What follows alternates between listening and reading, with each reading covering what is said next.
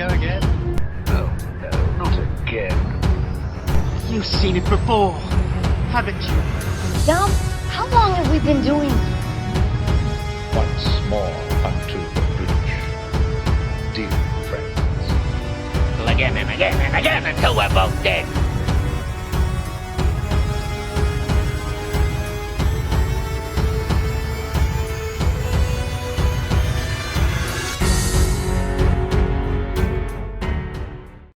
Hello and welcome to You've Seen It Before, Movie Reviews, Connections, and Mine.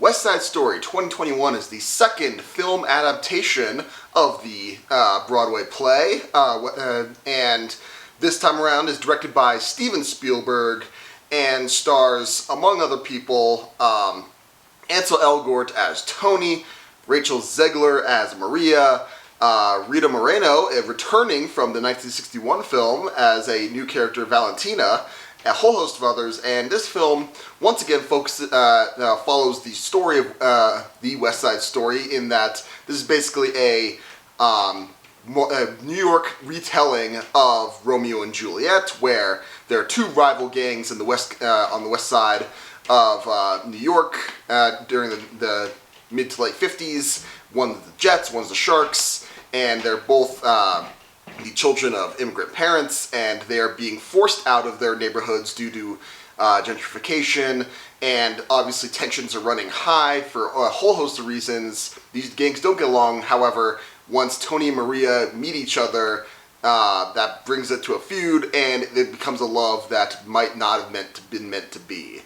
Now, I'm going to be getting into some spoilers later on in this review. However, I'm going to give my spoiler-free thoughts on this latest film adaptation of West Side Story first.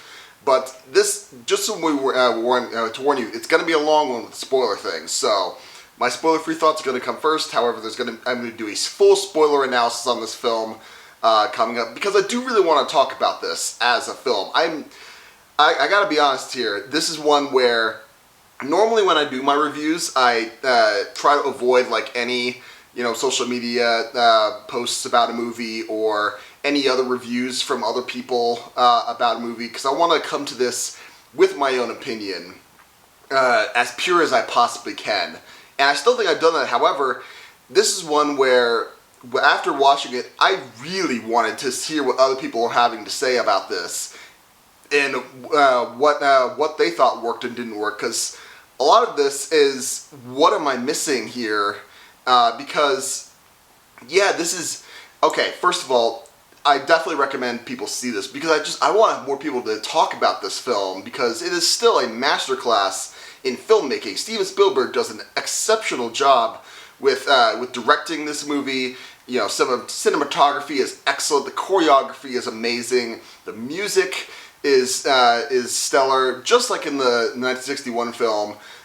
This was just fantastic filmmaking all around, as far as the technical aspects of this, and all of the people working on this should really be proud of that. And this is definitely a spectacle to see on the big screen, especially because even though they're in the 50s West Side New York, it is a dirty place, and even despite that, dirt and grime, people are walking in and around, torn down buildings, but the people are still the colors are able to pop so well on screen, and the dance numbers alone are worth seeing on as big a screen as possible, with the best sound system that you can find, which, in my opinion, could really the best experience is going to be in the theater.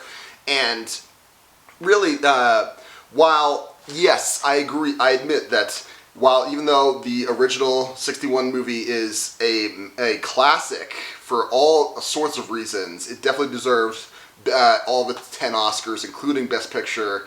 There are some things about it that don't hold up today. I mean, obviously, the questionable casting choices that they made for the Puerto Ricans in the 61 film would not fly today, and that is something that is rightfully addressed in this film. I also respect the choice that there are long scenes where characters are speaking in Spanish and there are no subtitles. I mean, it's been a while since I've tried to listen in on a Spanish conversation, and honestly, Spanish class doesn't really prepare you for native Spanish speakers because they talk way faster than you would normally do in a schoolroom setting. But even that, with my very limited knowledge, I was able to follow along enough to see with the words that they were saying, but more about their tone and their acting themselves. So that is a really good job on the filmmaker's part, and that is something that should be rightfully praised on this front. And also, there are a couple things in the original film that I feel like they could have improved upon, and they did. There are a couple scenes that I feel are much better than in the original film. One example would be the America, the song America, and that whole number. I've always known it as I Like to Be in America, but I think it's just called America.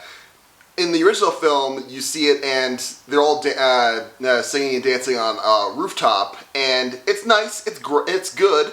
None of the dancing and singing is bad in that film. However, it is sort of confining. It does kind of show the limitations of that time, where they were kind of trying to stick a little more closer to a stage play look to that scene. However, the America sequence in this version, in my opinion, is far superior. It is hands down the best scene in the movie. There's colors, there's vibrance, and the dancing superb as always, singing great, and what makes it great is that it's actually happening. They're walking in and out around the streets and seeing other people, and when they're talking about things that the good and the bad of being in America, you see examples of that. You're showing the story and contextualizing these things more than just hearing the words being sung, and I love that about this film. Also, I think high praise should be given to Rachel Zegler as Maria. I think she did. She's probably the best actor, actor or actress in this film. With a close second would be Ariana DeBose as Anita, which I think someone pointed out, and I agree that the fact that you have Rita Moreno, this legendary actress, I think she's an EGOT winner, in this film, and you have another actress playing the role that was arguably one of Rita Moreno's most famous roles, and you're having to fill her shoes. That is a tall task, and I think she pulled that off quite well in this film. So there's high praise to be given out on that. So I would say, so all this being said, is this film adaptation a worthy reinterpretation of the play and the previous film? Yes, absolutely. It is definitely worth seeing. Nothing in here. The strength of this story is that yes, there are some things that have changed around, and we'll get into that in my spoiler analysis here in a second. But nothing. You can change some things around. It doesn't hurt it enough to make it not West Side Story. It doesn't make it not a good experience. But yeah, I'd say this is definitely worth checking out. However, with that all being said, I did want to give the positives. There are good positives in this one. Oh, the other thing is when they do I Feel Pretty, instead of it happening in a bridal dress shop or in the original, this one it's happening on the show floor of Gimbel's, the department store, and it's very imaginative. It's great. I think it's one point where they're basically in a hall of mirrors. Also, there's a great shot when Tony's singing Maria, and it's an above shot, and he walks onto a wet patch of ground, and there's kind of a little bit of a puddle there, but the way the puddle's reflecting all the lights from the apartment buildings, it looks like almost like starlight in a sense, and it's beautiful. These are the sorts of things that are worth seeing in this film, and that's why I'm recommending seeing it. However, as I said, there are some things that they changed around and some things that are different in this film that are, yes, different from this version and different from the stage play version. And in my opinion, a lot of those things don't work, or they're just odd changes. And again, they don't like ruin the film, but in my opinion, they do bring it down enough that I can't say that it's a better version of West Side Story than this one. This, to me, this is still probably the definitive version of West Side Story, warts and all. Is this a bad film? No, absolutely not. However, it's not my favorite West Side Story. It does not supplant the original, is what I'm saying. However, again, I'm going to get into my full list of what I think worked and didn't work on this. And when I want to emphasize before I get into that, this is precisely why I started this channel with the thought of there is nothing new under the sun, and you have seen it before. Because yes, there is a lot of examples of bad filmmaking where they're just copying something that came before and not doing anything different with it, and it's very obvious that it's a ripoff, and people are right to rip into that. This is an example of the good kind of you've seen it before, where yes, there is nothing new under the sun. However, it's okay to, this is what you do. You take a well-known story and you make your tweaks enough to make it your own, but say, hey, this is a new interpretation of it, tell me what you think, and it's distinct enough from the first film as well as the stage play. It's a new interpretation, and it's worth talking about. It's worth analyzing the differences and the similarities and say, hey, did this work, or did not work?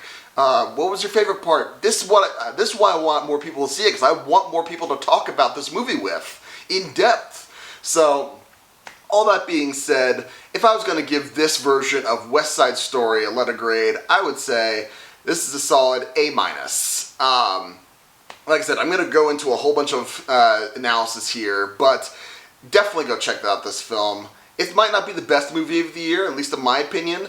However, and it's not my favorite movie of the year, however, that America scene is quite possibly my favorite scene of any movie this year. So it's, even if you come out hating the film, but you say, hey, that one scene was awesome, then I think it's worth it. So those are my spoiler-free thoughts on the new West Side Story. Now let's get into some spoiler-filled analysis. And like I said, normally when I do one of these analysis films, I like to say, you know, these are plot developments and character arcs that seem familiar and where you may have seen them before. This one, I feel like we already know what we've seen this before. It's Romeo and Juliet. Like, there's a whole bunch of other different versions of Romeo and Juliet out there.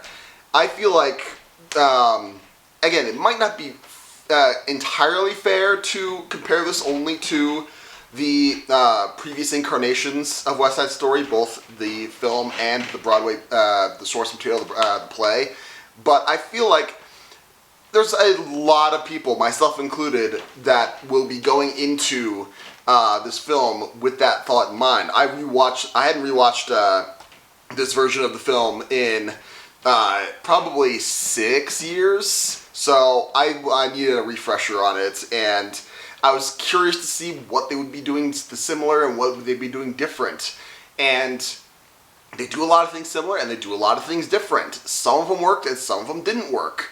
Like, some things that worked is they switched some of the orders of the song, and one of them, the song Cool, which I like in this version, but it is kind of a weird number. It's trying to be a little upbeat in a more somber part of the movie. In this version, they move Cool before the Rumble, and they kind of recontextualize it as Tony trying to tell Riff to be cool and not use this new gun he purchased at the Rumble.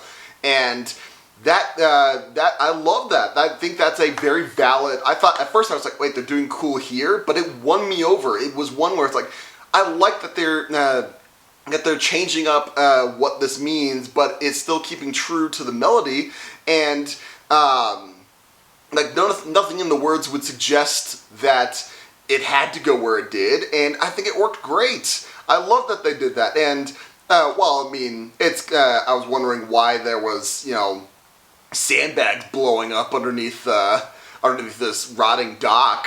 I couldn't see why they were doing that, but it was kind of cool.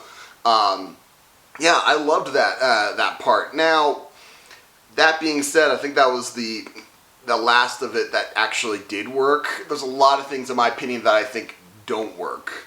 And I'm going to be listing off a lot of things, but my original thoughts that I just said a minute ago still stand. This is definitely worth checking out. It is still a valid version of West Side Story, and it is worthy to be talked about in the same in comparison films and in the same breath as this film. But with that being said, some things that I don't think work. Some of these are kind of pet peevish or you know, nitpicky. Others I think are a little more serious.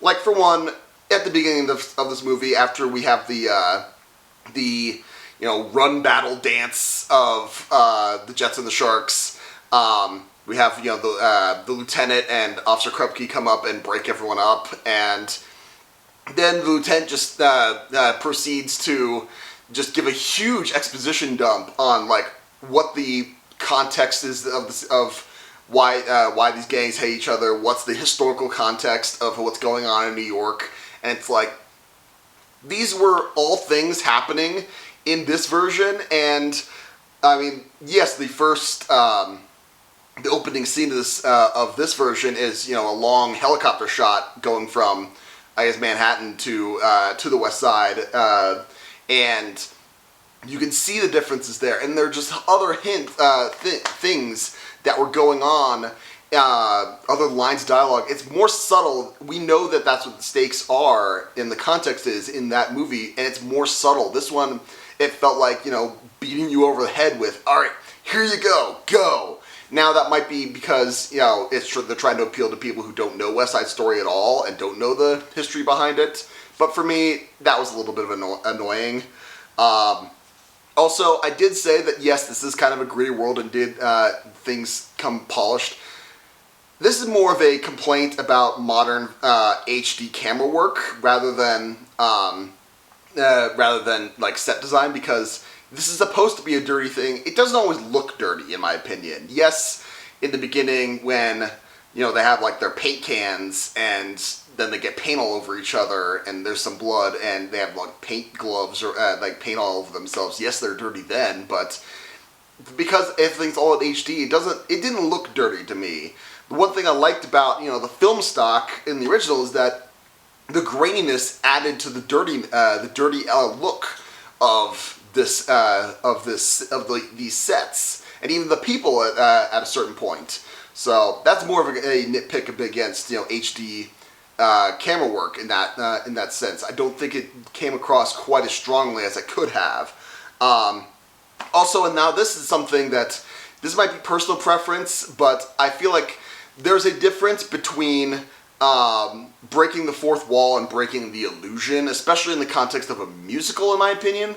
Now, breaking the fourth wall is something like, you know, Deadpool or Ferris Bueller's Day Off, where you have a character directly addressing the audience, and the audience is essentially a character in and of itself, and that's fine. However, when you're breaking the illusion of a musical, in the way I see it, when you're doing a musical like this, when it's not like Les Mis, where everyone is singing everything, this one, you have normal dialogue, and then when people break into song, it's just a normal thing. Like, people kind of accept it, they work with it, and then once the song ends, everyone goes back to where the way it was. Like it didn't happen, like it basically pretty much didn't happen. That's what I think defines a musical. Now, when I say breaking the illusion, I'm talking about people who are not involved in the dance and song numbers reacting to these song and dance numbers.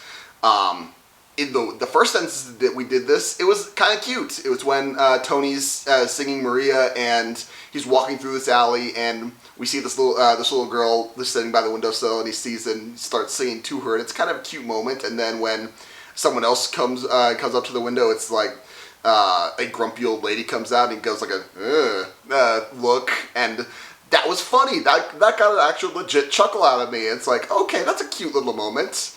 And if that was all that was in this movie, I was like, all right, that's fine. I mean, it's a little wink and a nod. It's like, hey, if this was really happening, you know, got people singing through dark the alleyways behind these apartment buildings in New York and waking everyone else up, you would think. But the problem is we have two other instances where someone else not involved in the musical number, the camera cuts them and just reacts like, what the heck is going on here? And I think that's a problem. The fact that this movie is trying to set this musical in a more realistic environment that makes it detrimental, because it's not realistic for people to just break out into song and dance in the middle of the street in New York. I'm sorry, you can't juggle that very effectively if that's what you're going to go with. And either it's going to be a realistic telling or it's going to be a musical, and you have to embrace the silliness of a musical style like that. And I feel like those sorts of scenes break the illusion, and I think that's why that's one thing that I think didn't work in this version. Also, this is kind of I think I might be wrong about this. I would have to rewatch it to go back and see if this was really the case, but I didn't mind that they changed the location of the war council to the bathroom of the gym, and then they're doing this discussion. But then when we get to the scene where the Rumble's about to start, and we have the song, the Jets are going to have their way tonight, and then we have the lines like, we agreed to this fair fight, but just in case they jump us, we're gonna be tight, and they have bringing their weapons. I was like, wait, did they actually agree to a fair fight? Because I don't remember them actually saying that in this version. So that's again, that one I might be wrong. If anyone else noticed that, let me know. But if I'm wrong, let me know as well. I'll go back and look for that myself. Again, I'm going down this list here. There's also, okay, now we're getting into just, again, we're trying to, when I was talking about embracing the silliness of the musical style, when Tony and Maria first meet up at the dance, in this version, it's kind of silly. I mean, when they meet up and, the lights dim and we have, like, the sparkles going down, and even the way they dance, when they're, like, crossing, bend down and snap, it's like, okay, it looks kind of goofy, but in that context it works, because, like, it's like a dream sequence almost. It's like they're in their own little world, but they've tuned out everyone else. Here, we do the same thing. They try to replicate that kind of look when they go behind the bleachers, but then it's like they do the same thing with just the two of them. And I'm sorry, it looks so stupid the way they did that. I mean, yes, it was silly before, but it looks so much worse this time. I'm sorry. That took me out of it completely. Also, the fact that we have now we're getting into the nitty-gritty here, and this is something that I'd forgotten. I hadn't seen the West Side Story as a stage show in quite a while, but I have seen it. It was here in Denver probably 7 years ago, 8 years ago ish, around that time. But I had forgotten that this film is the only version where I Feel Pretty comes before the Rumble. All in the stage play comes after the Rumble, and this film does that as well. And I first thought it was straight. That was weird, because but then it's like, okay, you're true to the source material. I get that, and also I get the arguments that it gives an extra layer of tragedy. That Maria's singing this upbeat, happy song when her brother's dead, and Tony killed him, and she doesn't know yet. Yes, I get the argument. However, in the film version, once they let the death of Bernardo at Tony's hand sink in. We didn't even get a moment where, like in this version, where we let Tony, after everyone's scattered, he sinks down and he screams Maria in anguish, like knowing, yes, he committed a murder, but he also knows, like, oh man, I've hurt Maria, I'm gonna lose her. What have I done? We don't even get that kind of. I don't think we get that in this film version. What I think might have helped, and I think this that would have been like completely different, would be maybe have the once the you have everyone meet up at the Rumble, they start fighting, and then once the knives come out, then you cut to the department store where they're going to start I Feel Pretty, and maybe like the second half of the I Feel Pretty number, then we start cutting back and forth between the I Feel Pretty and the Rumble, and have I Feel Pretty be the sound, the backdrop to the Rumble, to the knife fight. And so when Bernardo kills Riff, we could linger on that with while the music's going on, and then the song ends just as Maria's her last line is I feel pretty, wonderful me, and then right as she finishes that line, then we see Tony stab Bernardo, and then we can that way we can preserve things get real from that point on, and you still get that extra layer of tragedy, but then we're still preserving that tone. The way it's presented here, it works in the stage play because the Rumble is the end of Act 1, and we have an intermission between there, and we have time as an audience to let it sink in. Here, we have no intermission, and it feels like a huge tonal shift, like an inconsistent, a sine wave of emotional tone, and I don't think it works. So that was my thought, and you can fix it. Let me know in the comments below if you think that might have been a decent change or not.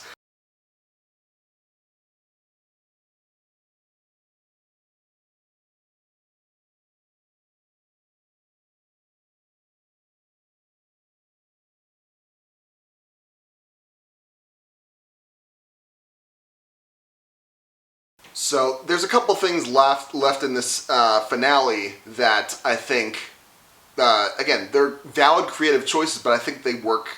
They don't work at all. They work against the movie. One is that Rita Moreno, as character Valentina, again, I'm glad that they gave Rita Moreno a very important part, and I'm glad she gets to sing in this movie. I just wish that she'd maybe sing an original song, make it in addition to that.